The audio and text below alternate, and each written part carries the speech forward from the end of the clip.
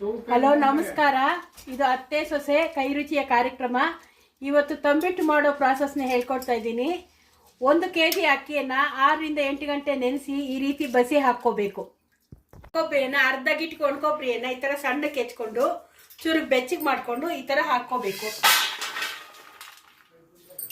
ಆನಂತರ 1 kg ಅಕ್ಕಿಗೆ ಅರ್ಧ ಪಾವು ಕಡಲೆ ಬೀಜ ಈ ಥರ ಸಣ್ಣ ಉರಿಯಲ್ಲಿ ಕೊಟ್ಟೋಗೋವರೆಗೂ ಹುರ್ಕೋಬೇಕು. ನಂತರ ಅರ್ಧ ಪಾವು ಹುರುಗಡ್ಲೆಯನ್ನು ಈ ರೀತಿ ಸ್ವಲ್ಪ ಬೆಚ್ಚಗೆ ಮಾಡಿಟ್ಕೋಬೇಕು. ಈಗ 1 kg ಅಕ್ಕಿಗೆ 1 ಹಿಡಿಯಷ್ಟು ಎಳ್ಳನ್ನು ಸಣ್ಣ ಉರಿಯಲ್ಲಿ ಹುರ್ಕೋಬೇಕು.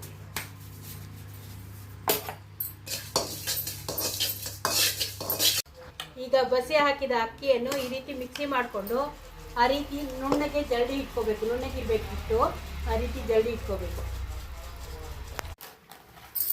ಈಗ ಮೊದಲಿಗೆ ಸ್ವಲ್ಪ ಸಕ್ಕರೆ ಮತ್ತು ಏಲಕ್ಕಿಯನ್ನು ಪುಡಿ ಮಾಡಿಟ್ಕೊಂಡಿರೋದು. ಈಗ ಒಣಕೊಬ್ಬರಿಯನ್ನು ಸ್ವಲ್ಪ ಬೆಚ್ಚಗೆ ಮಾಡ್ಕೊಂಡಿರೋ ಒಣಕೊಬ್ಬರಿಯನ್ನು ಪುಡಿ ಮಾಡ್ಕೊಳ್ಳೋದು, ತರಕಾರಿಯಾಗಿ ಪುಡಿ ಮಾಡ್ಕೋಬೇಕು. ನಂತರ ಕಡಲೆ ಬೀಜವನ್ನು ತರಕಾರಿಯಾಗಿ ಪುಡಿ ಮಾಡ್ಕೊಳ್ಳೋದು. ನಂತರ ಬೆಚ್ಚಗೆ ಮಾಡಿದ ಕಡಲೆ ಪಪ್ಪನ್ನು ಸಹ ತರಕಾರಿಯಾಗಿ ಪುಡಿ ಮಾಡಿಕೊಳ್ಳೋದು. ಎಳ್ಳನ್ನು ಹುರಿದಿಟ್ಕೊಂಡಿದ್ದೀವಿ. ಈಗ ನೆನೆಸಿ ಪುಡಿ ಮಾಡಿದ ಅಕ್ಕಿ ಹಿಟ್ಟಿಗೆ ಒಣಕೊಬ್ಬರಿ ತುರಿ, ಪುಡಿ ಮಾಡಿರೋಂಥ ಒಣಕೊಬ್ಬರಿ ತುರಿ,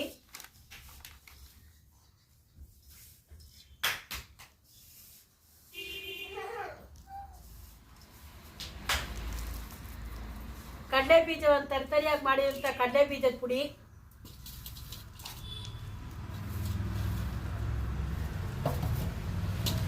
ನಂತರ ಹುರುಗಡ್ಲೆ ಪುಡಿ, ಅದನ್ನ ಸುಡೋ ಬೆಚ್ಚಗೆ ಮಾಡಿ ತರಕಾರಿಯಾಗಿ ಮಾಡಿಟ್ಕೊಂಡಿರುತ್ತದು, ಅದನ್ನ ಹಾಕೋದು. ನಂತರ ಹುರಿದ ಎಳ್ಳು, ಅದು 1 ಹಿಡಿಯಷ್ಟಿದೆ, ಆ ಹಿಡಿಯಷ್ಟು ಎಳ್ಳನ್ನು ಸಹ ಹಾಕೋದು. ನಂತರ ಏಲಕ್ಕಿ ಚೂರು ಸಕ್ಕರೆ ಹಾಕೊಂಡು ಪುಡಿ ಮಾಡಿದಂಥ ಮಿಶ್ರಣವನ್ನು ಅದಕ್ಕೆ ಹಾಕೋದು.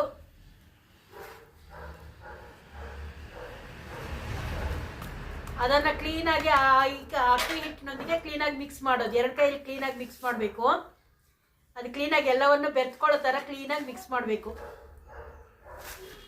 ಈ ನಾವು 1 kg ಅಕ್ಕಿಗೆ 3/4 kg ಅಷ್ಟು ಬೆಲ್ಲವನ್ನು ನಾವು ಉಪಯೋಗಿಸಲಾಗುತ್ತೆ.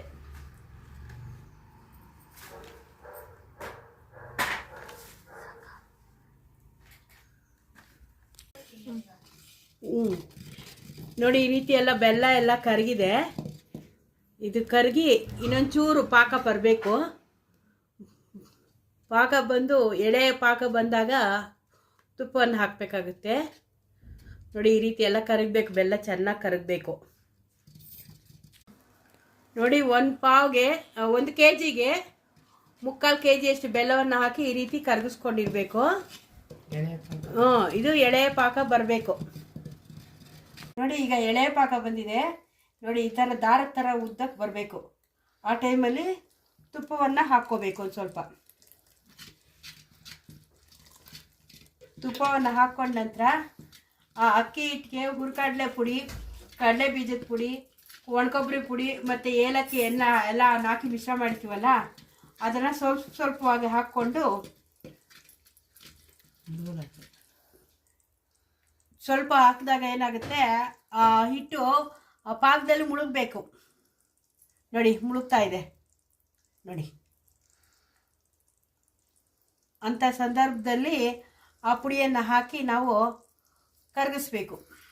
ಚೆನ್ನಾಗಿ ಹಿಟ್ಟು ತೊಳಸೋ ರೀತಿಯಲ್ಲಿ ತೊಳಸ್ಬೇಕು. ಅದನ್ನು ಉಂಡೆ ಇಲ್ದಿರ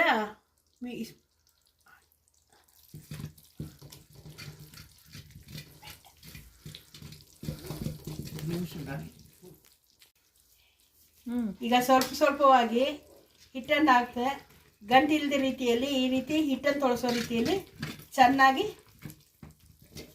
ತೊಳಸ್ಕೋಬೇಕು.